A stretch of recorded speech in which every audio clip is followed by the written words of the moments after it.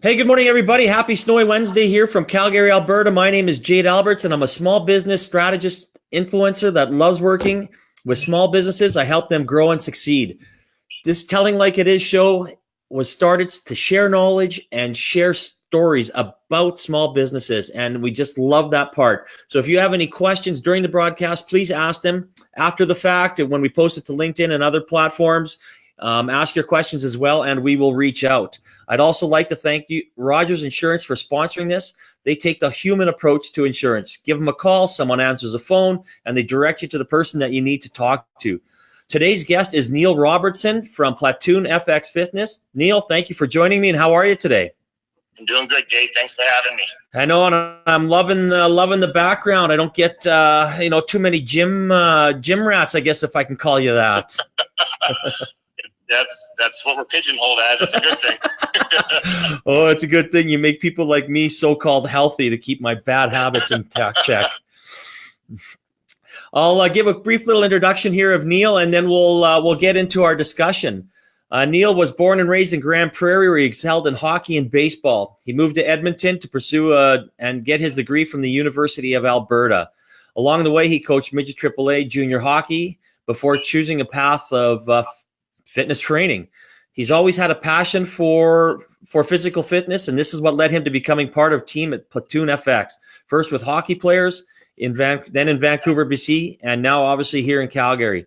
Neil takes a lot of pride in seeing every member reach their fitness goals, whether it be losing weight, gaining muscle, or just improving their overall health. No matter what the goal is, Neil will help them achieve it. He's one of the few things that he's very proud of is being a member of the 2002 National Championship baseball team, the St. Albert Tigers. They defeated New Brunswick 7-6 in extra innings to capture the Canadian Men's AAA Championship. He's competed in the Canadian Death Race, a 125-kilometer race with a 24-hour time limit 3 times, as well as the Okanagan International Marathon in Kelowna. It's participating in events like this that help Neil show his clients how far they can push themselves to attain their goals. Well, that's a lot of intro. It's a great intro. Obviously, it shows you your sports background, your physical, your passion for it. But how did you and why did you start Platoon Fitness and go out on your own? I started it a bit earlier than I wanted to. I come to a conclusion. I was about 32, 33 that maybe I'll start my own business around the age of 35 or 36. It's not that I didn't like my previous job at Gold's Gym. I actually loved it, but seeing the way that owners were running their business and wanting to keep my reputation in a good place, I thought I'd go on my own and just do something different. An opportunity came up for a building. Me and my partner, Dean Livingston, more or less jumped at it. We kind of did it a bit half-cocked, but I think we more or less did it the right way. The way we look back on it now, we made some mistakes, but we just thought going into business then was the right way to do it, and I'm glad we did. No, that's awesome. I mean, sometimes talking to a lot of entrepreneurs out there, no one really knows the right time to jump in and start a business. So a lot of it's let's have a plan and away we go. So did you have some sort of a business plan lined up, or did you kind of wing it? We did have a business plan lined up. There's a lot of things that got changed after we opened, obviously. Again, flying by the seat of our pants, we thought we knew everything, which we didn't. And we made the same mistakes I'm sure a lot of business owners make. The best part about making those mistakes is we learned from them, and it's made us to where we are today, where we're thriving in the city of Calgary. Oh, that's great to hear. I mean, I interview a lot of small businesses, and a lot of them are thriving and expanding. And I know you have 2 locations, which is great. So, can you share some of these hurdles that you have to overcome at the beginning, or even some of the ones that you, with the downturn in the economy in 2008, that you how did you overcome them? The biggest hurdle is always money.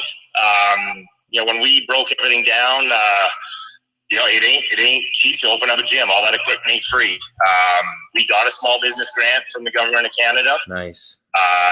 They got us on our feet. We qualified for it right away. And actually the banker that helped us out was second to none.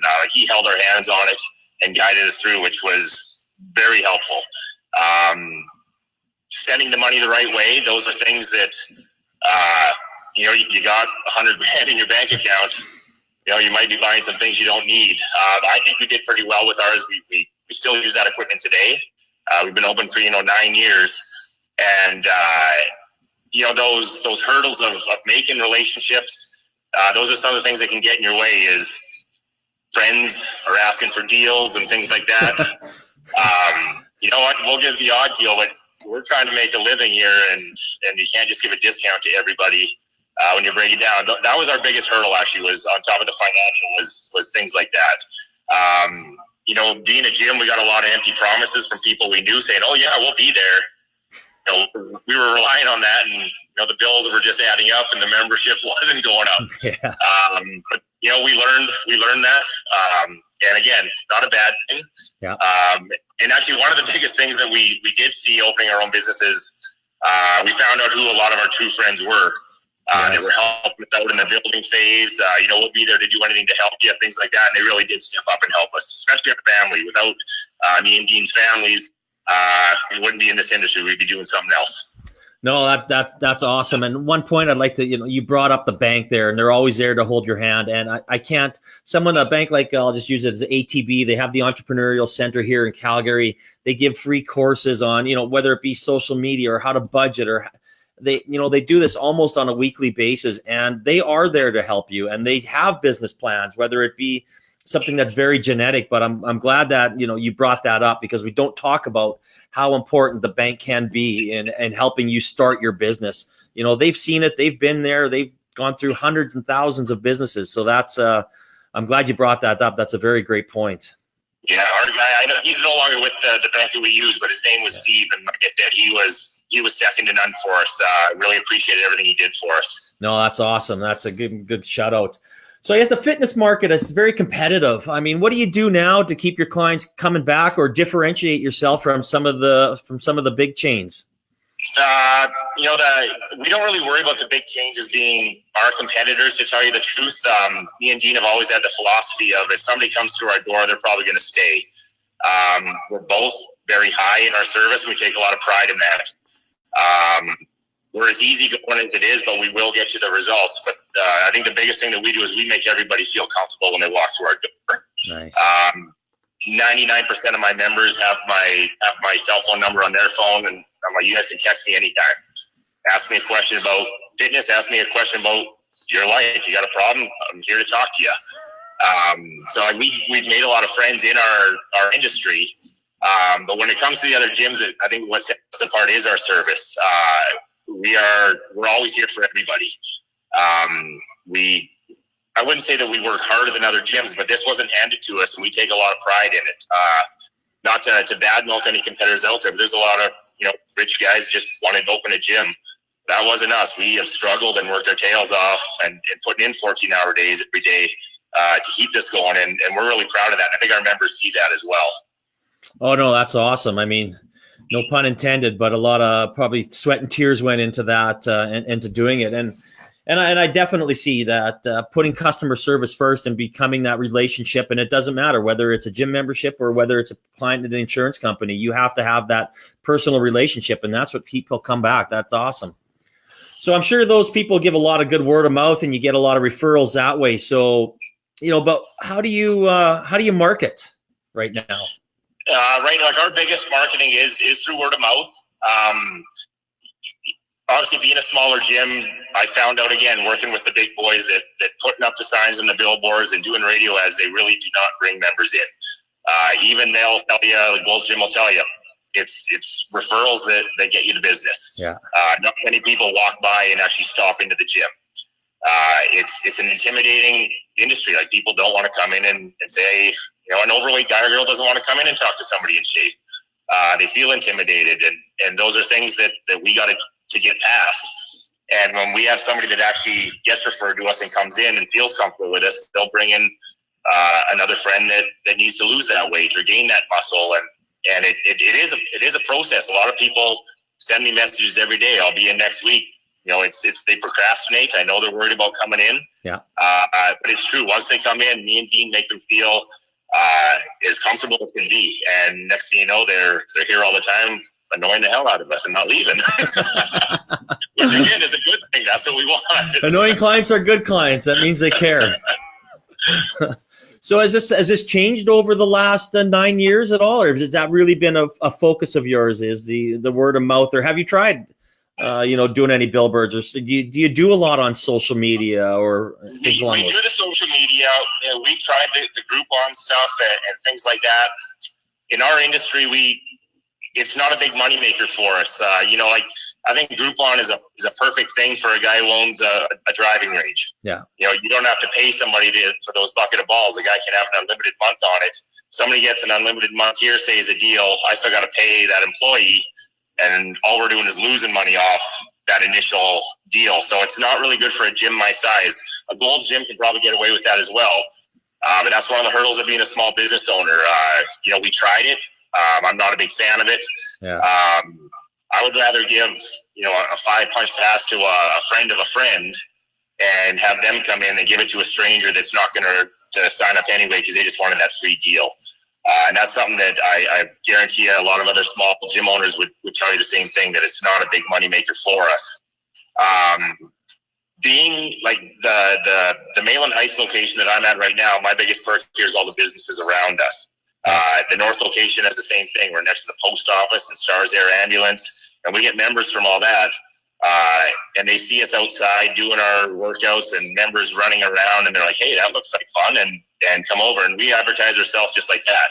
Yeah. The odd signage obviously can help the odd guy, but if I had to honestly put a number on it, I'd say I get 3% of my members are from somebody seeing my sign, stopping in. It's 99.7% referrals right there. No, that's perfect. I mean, if you can save money on advertising, that's a bonus, and you can still keep your business up and running and profitable. That's perfect. So I guess what's next you have 2 locations in Calgary. What's next for PlatoonFX Fitness? We host some events now. At the North location, there's been weightlifting competitions there, like Alberta regulated, and with the whole powerlifting community. The South location, I host an event called FemSport every summer. This will be my 6th or 7th year hosting it, and that's an all-female sporting event. And then on the side, we do our little things here and there on the weekends with members, but it's a busy week here, and planning stuff ahead. It makes it tough. If I say I wanted to do a running event, yeah, there's a lot of red tape with that, and stepping outside of the gym to try and do some of that. It's not that I haven't tried it. I've looked into it, but it's not cheap for somebody in our financial position. But we can do neat stuff like that just with our own members and not have to worry about any of that red tape, and still get some pretty neat events done, whether it's going out to the mountains and doing an event, or signing up for the Banff Marathon or things like that we've done as gyms and gone out and had fun with it, and showing people that they can accomplish things that they never thought they'd do. And they feel a lot comfortable doing it when they see their own members and friends, and hey, the trainer's here doing it with us, and it turns into a fun event. Oh, and I'm sure you guys are all wearing PlatoonFX shirts. Everyone's sharing it on their social media. So the advertising that you get out of that is the organic advertising you get out of that is just priceless. So that's awesome. Exactly. Oh, that's cool. One of the other perks that we got going for us right now, is obviously we play baseball against each other. Everybody in the league knows I own a gym. Yeah. I get referrals from that. Coaching baseball with the Calgary Redbirds, I'm getting kids and parents from that. And that's the way that I network is through the hockey and the baseball community like that, I think, more than anything. No, absolutely. And organic networking is priceless. I tell that and it's a lot of times small businesses have a problem with that, getting out there. They don't have the time, as you said.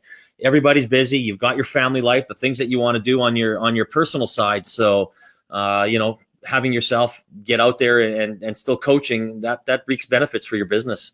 It does. And finding that happy balance. I have given this advice to friends of mine that have opened businesses, and it's been tough to do. And I'm guilty as anybody of it. You got to leave the business at the business. And when you go home, the wife and the girlfriend, I can come home in a bad mood. And it's not that I'm in a bad mood. I'm worn out or stressed out about the littlest things. And, unfortunately, Susan has to take the brunt of that. But one thing, without Susan, I wouldn't be in business. She's a major influence in it and was a major a part of me doing this. And she's the most supportive person I've ever met. And she supports me every day.